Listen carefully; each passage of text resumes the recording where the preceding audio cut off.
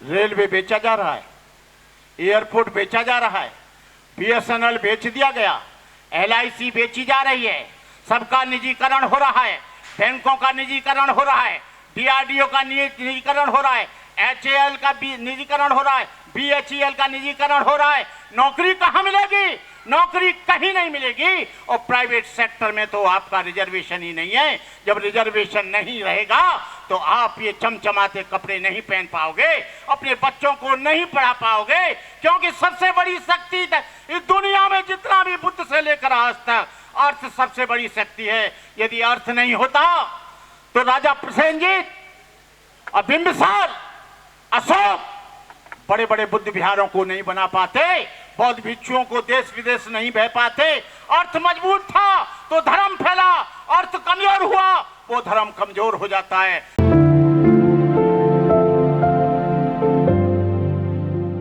मध्य प्रदेश में डॉक्टर चरण सिंह जी, मध्य प्रदेश में, हरियाणा में इन्होंने एक ऑर्डर निकाला है, एक आदेश निकाला है कि सरकारी स्कूल में पढ़ोगे तो आपको अपनी जेब से 500 रुपए देने पड़ेंगे, प्राइवेट स्कूल में पढ़ोगे तो 1100 रुपए गवर्नमेंट देगी।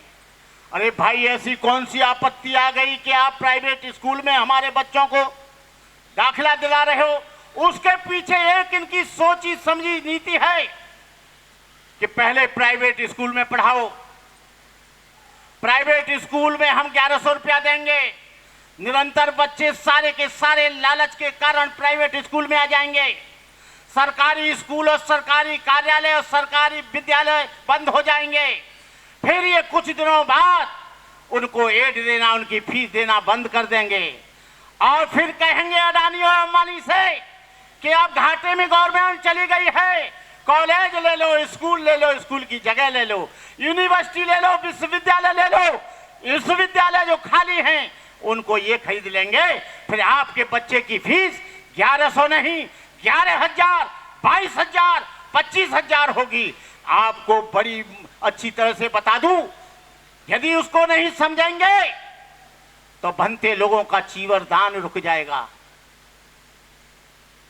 ये आयोजन रुक जाएंगे, बनते लोगों का भोजन दान रुक जाएगा, समाज की गति और प्रगति रुक जाएगी। जैसे इन्होंने बीएसएनएल के आदमी बैठे हैं, ये इनको अच्छी तरह से मालूम है। शिवदत्त जी को पहले इन्होंने निःशुल्क इन्होंने दिया जियो का जो सिम है, और 3 महीना के लिए फ्री। जब 3 महीना और 4 महीना हो गए और बीएसएनएल घाटे में आ गया, बीएसएनएल के लोगों को तनख्वाह मुश्किल पड़ गई, इन्होंने कैसे तरह से इन्होंने ऐसा ही देश को पंगु बना दिया है।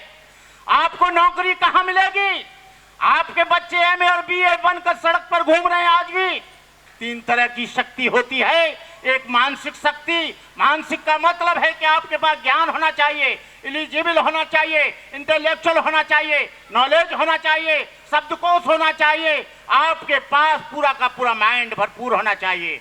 दूसरा आपकी बाहुबल शक्ति, बाहुबल का मतलब है आप मजबूत होना चाहिए, आपको मार्शल बनना पड़ेगा, आपको तमाम तरह के एमुनेशन लेने पड़ेंगे। और तीसरी शक्ति है धन की शक्ति। जब धन नहीं रहेगा आपको अच्छा खाना नहीं मिलेगा, धन नहीं होगा अच्छे कपड़े नहीं मिलेंगे, धन नहीं होगा अच्छे स्कूलों में बच्चे नहीं पढ़ा पाएंगे। और धन क्यों नहीं होगा?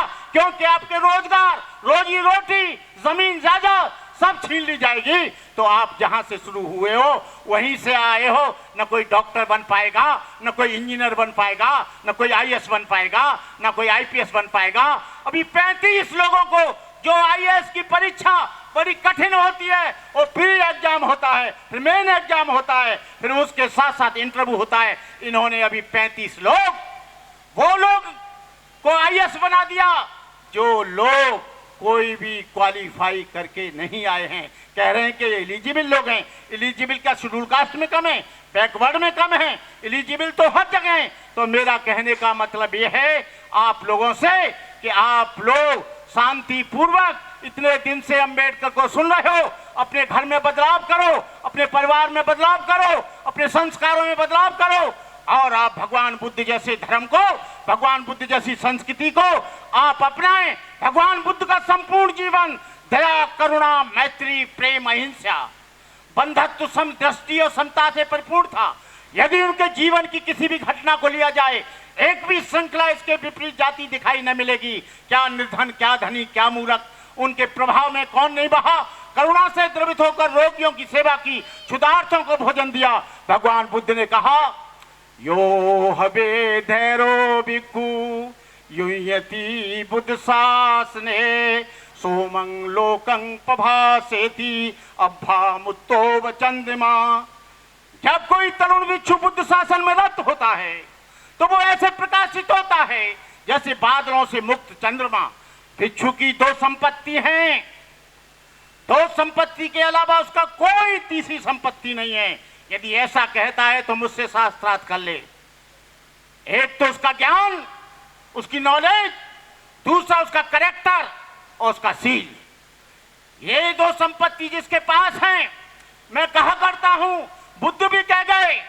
और अशोक जब बन रहा था बौद्ध भिक्षु तो उसके गुरु ने, उपकुप्त ने कहा, तुम वृद्ध हो गए हो, रिटायर हो गए हो जिंदगी से, तुम्हारे अंजर पंजर ढीले हो गए, गाड़ी पुरानी हो गई है, शॉकर खराब हो गए, लाइट खराब हो गई है, हॉर्न खराब हो गए, चेसिस खराब हो गई है। चेसिस का मतलब है बॉडी से, लाइट का मतलब है आंखों से, कान का मतलब है हॉर्न से, पैर का मतलब है शॉकर से। ऐसे लोग बौद्ध भिक्षु ना बने। ये समय परिवर्तन का समय है, ये समय विषमता के खिलाफ लड़ाई लड़ने का समय, ये समय अंधविश्वास, आडंबर, पाखंड से लड़ने का समय। लेकिन होता क्या है, रिटायर हो गए, भंते बनो, एक पार्ट टाइम काम मिल गया। अब सुंदर लाल जी के यहाँ पहुंच गए, दवाई दो जी, कुछ दान भी दे दो जी, भूख लग रही है खाना भी खिला दो जी। अरे भाई, जिंदगी भर तुमने अपने परिवार को ढोया, अब समाज तुम्हें ढोएगा। मेरा कहने का मतलब ये है, अब तक जो बन गए सो बन गए। जो लोग वृद्ध लोग हैं वो अपनी नाते को, अपने पोते को, अपने बेटे को, अपने भांजे को, अपनी भांजी को, अपने देवते को बौद्ध भिक्षु बनाएं ताकि संदेश जाए। आपको मालूम नहीं है, विदेशी लोग क्या कहते हैं, ये वो हैं जो झोला मांगने और चीवर मांगने और खाना खाने और 100 रुपया लेने आए हैं। अंबेडकर के समाज से, अंबेडकर का दर्शन, गांधी हमेशा धोती पहनता रहा, अंबेडकर टाई पैंट सूट पहनकर पार्लियामेंट में धगाड़ता रहा। मेरा कहने का मतलब यह है, भिक्षु को बहुत अध्ययन करना होगा, लेकिन विदेशों में 10 वर्ष तक भिक्षु अध्ययन करता है। भंते आनंद ने 10-15 साल तक अध्ययन किया है।